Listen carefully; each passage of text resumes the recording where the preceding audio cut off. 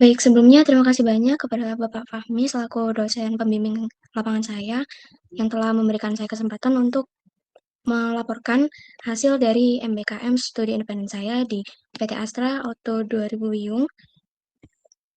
Sebelumnya izin memperkenalkan diri Bapak, nama saya Syabila Dwi Valentina dengan NIM 230814941125. Baik, sebelumnya saya akan menjelaskan tentang PT Astra International Tbk Toyota Sales Operation Auto 2000 Cabang Wiyung. Jadi Auto 2000 adalah jaringan dealer resmi. Mohon maaf Bapak, apakah suara saya masih terdengar? Iya, masih. Masih, baik. Auto 2000 adalah jaringan dealer resmi Toyota terbesar di Indonesia yang berada di bawah naungan PT Astra International. Berdiri sejak tahun 1975 dengan nama awal Astra Motor Sales, kemudian berganti nama menjadi Auto 2000 pada tahun 1989. Perusahaan ini kini mengelola lebih dari 130 cabang yang tersebar dari Sabang sampai Merauke. Nah, Auto 2000 Cabang Wiyung sendiri merupakan salah satu bengkel dan dealer resmi Toyota yang berlokasi di wilayah Wiyung, Surabaya, dan melayani penjualan kendaraan, servis berkala, perbaikan, serta penyediaan suku cadang asli Toyota.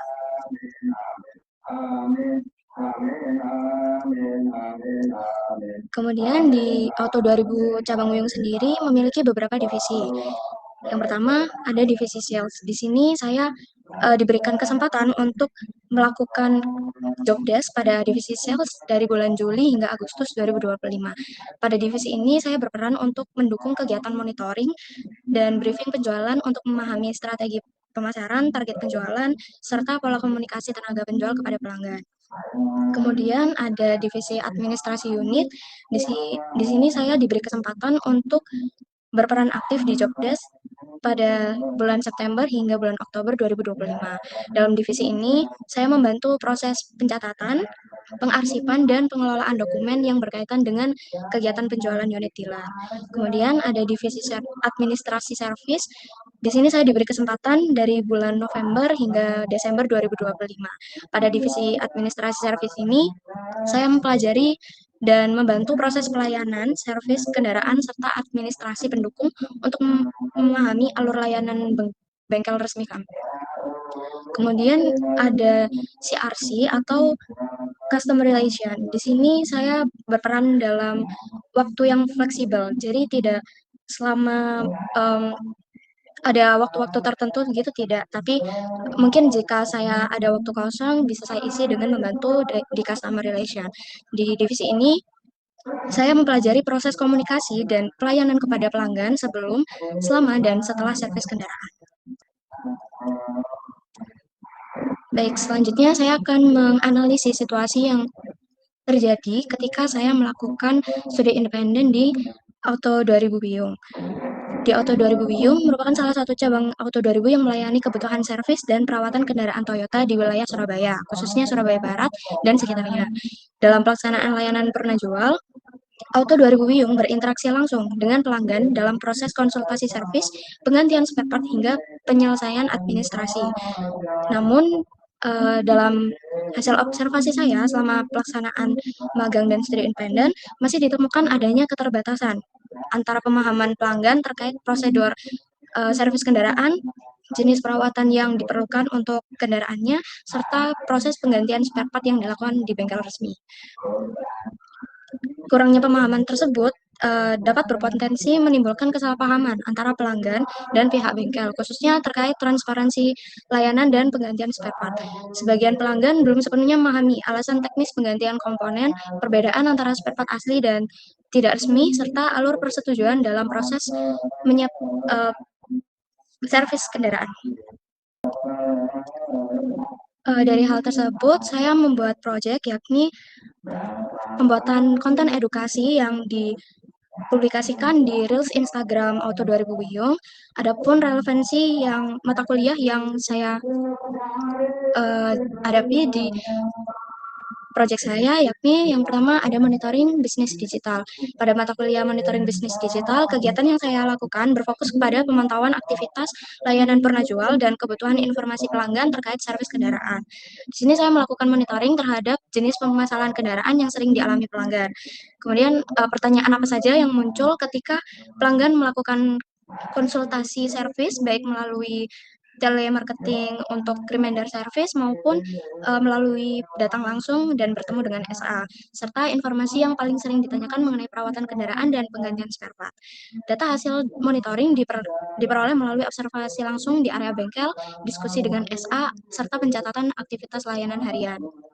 Hambatan yang saya temui dalam uh, konversi matkul ini yakni adanya hambatan yang dihadapi berupa keterbatasan waktu observasi saat jam operasional bengkel yang padat.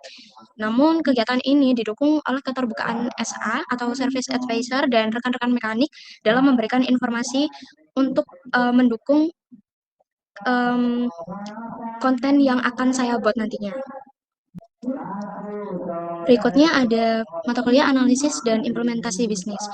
Pada mata kuliah ini saya berfokus untuk menganalisis alur layanan servis kendaraan di bengkel, kemudian analisis saya lakukan terhadap proses penerimaan kendaraan, konsultasi antara service advisor dengan pelanggan, hingga tahap penggantian spare part. Dalam melakukan observasi langsung, saya dapat memahami alasan teknis penggantian spare part serta prosedur standar yang diterapkan oleh bengkel kami. Dengan hasil analisis tersebut nantinya akan diimplementasikan dalam bentuk pembuatan konten edukasi yang menjelaskan proses servis kendaraan, pentingnya perawatan berkala, serta transparansi terkait penggantian spare part. Konten tersebut dibuat dengan tujuan meningkatkan pemahaman dan kepercayaan pelanggan terhadap layanan bengkel kami. Di sini saya mendapatkan hambatan dengan perbedaan tingkat pemahaman pelanggan terhadap istilah teknis otomotif. Dalam hal ini, dukungan diberikan oleh mekanik dan kepala bengkel yang membantu saya untuk menjelaskan aspek teknis sehingga dapat disederhanakan ke dalam konten edukasi saya. Selanjutnya ada mata kuliah simulasi bisnis digital.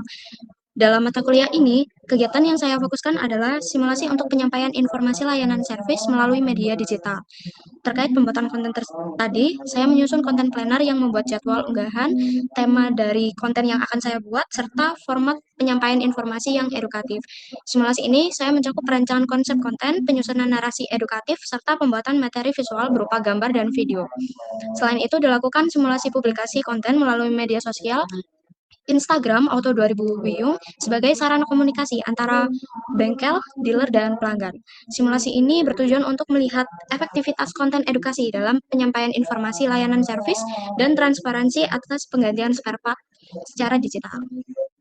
Hambatan yang muncul ketika saya melakukan ini adalah penyesuaian format konten agar tetap edukatif namun dapat tetap menarik bagi audiens di media sosial.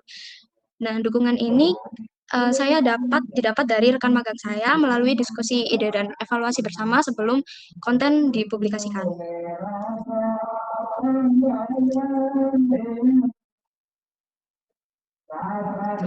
Kemudian di sini ada mata kuliah Business Cloud Design.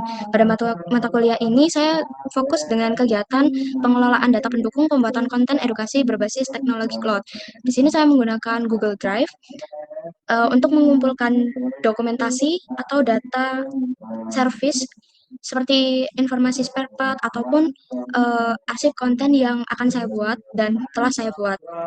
Nantinya seluruh data tersebut akan disimpan dan dikelola menggunakan media berbasis cloud seperti Google Drive dan Google Spreadsheet. Pemanfaatan ini saya tujukan untuk memastikan data tersimpan secara terstruktur, mudah diakses, dan dapat digunakan kembali sebagai referensi pengembangan konten selanjutnya. Hambatan yang saya temukan berupa penyesuaian sistem pengarsipan agar data tersimpan secara rapi dan konsisten. Dukungan ini saya peroleh dari ketersediaan platform cloud yang memudahkan penyimpanan dan akses data secara bersama-sama. Kemudian ada konversi dari mata kuliah kepemimpinan strategik. Di sini saya fokuskan untuk koordinasi dan komunikasi dengan pihak internal bengkel, Di sini saya berkoordinasi dengan kepala bengkel, mekanik, serta service advisor untuk memastikan informasi yang akan saya sampaikan dalam konten saya sesuai dengan prosedur atau kebijakan bengkel resmi. Selain itu, saya juga melakukan koordinasi dengan rekan magang saya untuk pembagian tugas, penjadwalan pembuatan konten, serta waktu untuk publikasi konten. Kegiatan ini dapat melatih kemampuan untuk kepemimpinan, tanggung jawab, serta kerjasama dalam mengelola proyek edukasi bisnis berbasis digital. Hambatan yang saya hadapi adalah penyesuaian jadwal koordinasi dengan pihak bengkel. Dukungan ini saya peroleh melalui komunikasi yang baik serta kerjasama antar pihak sehingga koordinasi tetap berjalan dengan efektif. Sebelumnya, di sini kepala bengkel kami itu ada di 2 cabang. Jadinya untuk komunikasi secara langsung, biasanya saya tuh kesusahan untuk menentukan jadwal yang tepat dari antara saya sendiri maupun dari pihak kepala bengkel. Jadi dalam komunikasi ini saya lebih sering, melakukan dengan komunikasi via WhatsApp, gitu. Baik, untuk kesimpulan dan saran dalam proyek saya, di sini, berdasarkan dari hasil pelaksanaan kegiatan yang telah saya lakukan, dapat disimpulkan bahwa program pembelajaran berbasis proyek pada masing-masing mata kuliah dapat implementasikan secara nyata melalui kegiatan pembuatan konten edukasi, layanan servis kendaraan, dan transparansi penggantian spare part di bengkel resmi. Kegiatan ini memberikan pemahaman langsung mengenai proses layanan pernah jual, mulai dari identifikasi kebutuhan informasi pelanggan, analisis alur servis kendaraan, hingga penyampaian informasi secara digital melalui media sosial. Berdasarkan hasil pelaksanaan kegiatan, disarankan agar program pembuatan konten edukasi layanan servis dan transparansi penggantian spare part dapat dikembangkan secara berkelanjutan dan terjadwal. Di sini adalah kumpulan dokumentasi kegiatan yang telah saya lakukan, mulai dari monitoring rekan sales. Di situ tidak saya jelaskan dalam laporan yang tadi, namun saya juga memonitoring rekan sales dalam pengerjaan tax today, retargeting, kemudian untuk pengumpulan berapa banyak SPK yang telah didapat dan DO yang telah didapat. Baik, ini ada lagi dokumentasi kegiatan terkait administrasi. Begitu Bapak. Sudah, terima kasih atas waktu yang telah diberikan. Saya tutup. Wassalamualaikum warahmatullahi wabarakatuh.